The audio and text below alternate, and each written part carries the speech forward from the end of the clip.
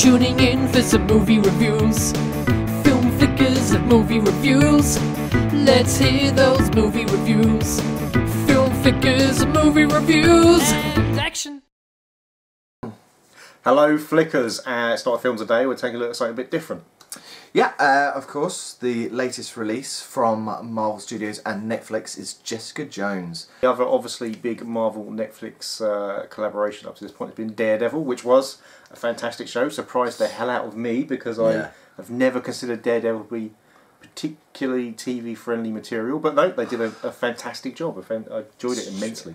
It is true, it was one of those, definitely one of those big risks to do. It was a surprising hit for everyone because no one really thought that it was going to be that good, that intense, and be that violent. Yeah, It was good to see. It was good to see, and I mean, for me, Jessica Jones went the same route. It did. It definitely had very adult themes throughout the backstory, which is obviously highlighted, and people know that she was a superhero and she's now left that all behind and she's becoming a private eye. There is an antagonist. There was also the extra hero that's been added as well, which is Luke Cage.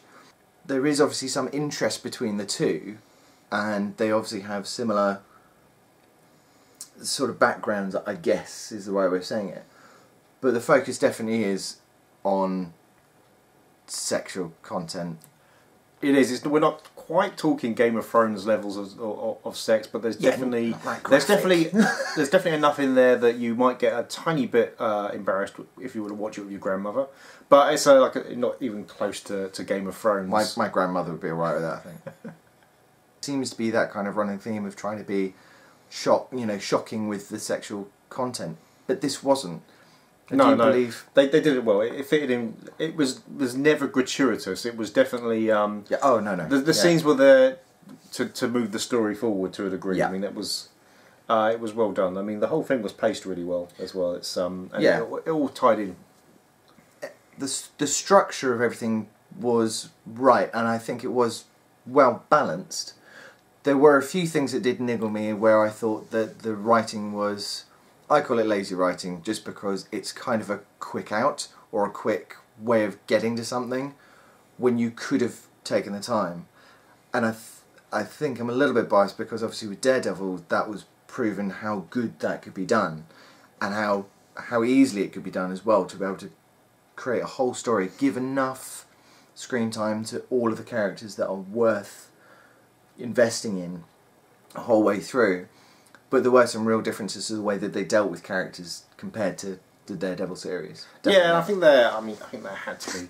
I mean, I quite like the casting. I know you weren't quite as sold with Krysten Ritter as I was. I thought she was a really good cast for this role. I thought she did a fantastic job.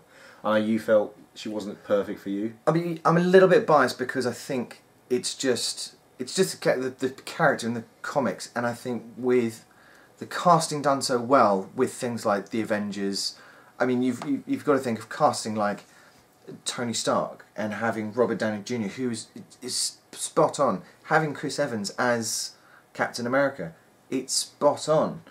So there are things like that market is kind of how casting could be done so well. But I guess what they're trying to aim for is not the big muscly kind of character, not showing a female character as physically strong as in big bulging biceps, but more of showing her character has more strength in it. So I guess that's where that casting sort of came from. I mean, she was fantastic, and the emotional scenes weren't overplayed. It's a very dark and brooding character, and it's a very damaged character, and she definitely comes through. And I think it's probably it's an extension, certainly, to the character she played in Breaking Bad, which was also a fantastic performance. So I mean, that went on, and she definitely comes across. And the good thing about Jessica Jones, it was never taking like the female superhero, making her like pop out of a dress with her breast. It was never that, and they do that well. I mean, let's be honest. Let's look at the original Ms. Marvel, where the original design is pretty much mostly breasts.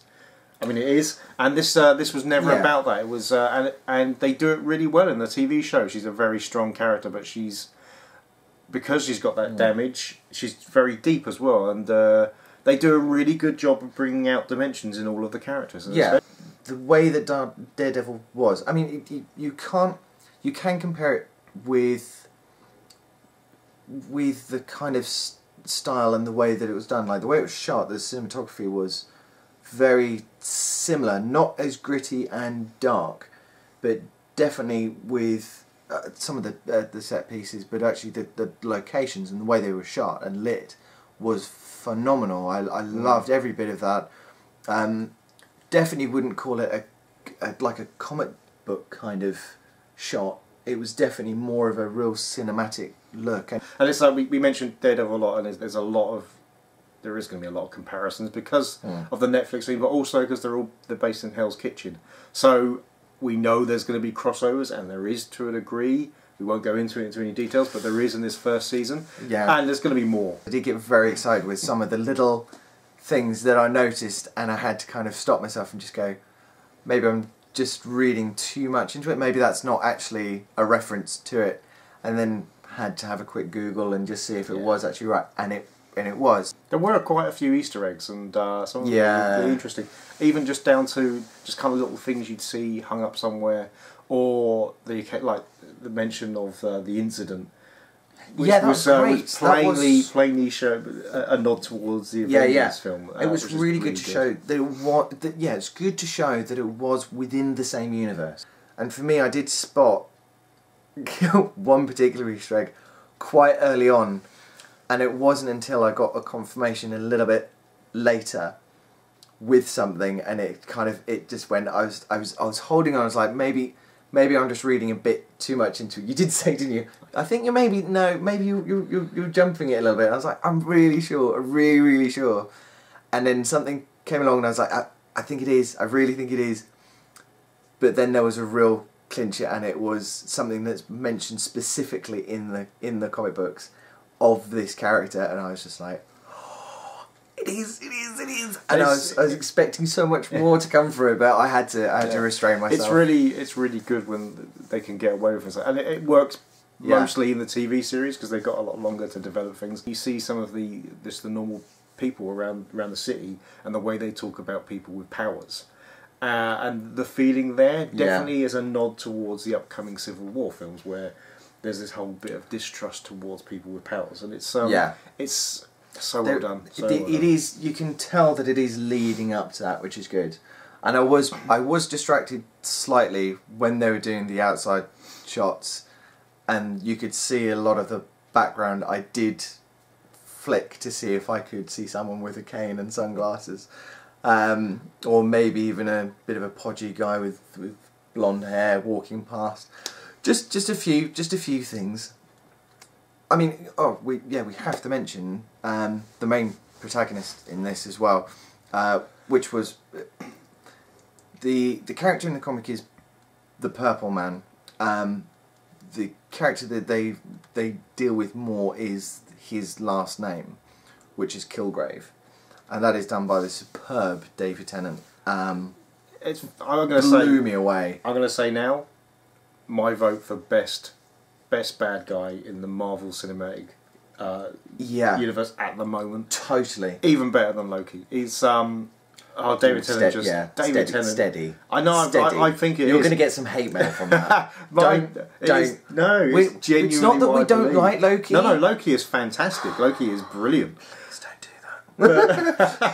Loki is brilliant, but David Tennant, he just does so well. It's such a twisted role, and he plays it so well. He was, and there was some full credit to his acting talent. And if anyone's seen him from the Doctor Who franchise when he was on that, you will understand what I mean when you see those really good switches with character and stuff when someone's leading into something and he can really just draw you in, you kind of think, and he just brings just an amazing quality to that character. It was a real emotion that was coming through. Yeah. So it wasn't just one of these kind of like throwaway villain that you kind of went, yeah, he's kind of a dumb. He's just a bad guy, and that's it.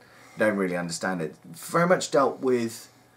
It was closely dealt with in the same way as Kingpin, but Yeah. not quite at that kind of level. I don't know if I felt sympathy for him. It's not like I understood him like I felt with Kingpin, but I do feel that there was a weight given to the Jessica Jones side and the Kilgrave side to a degree.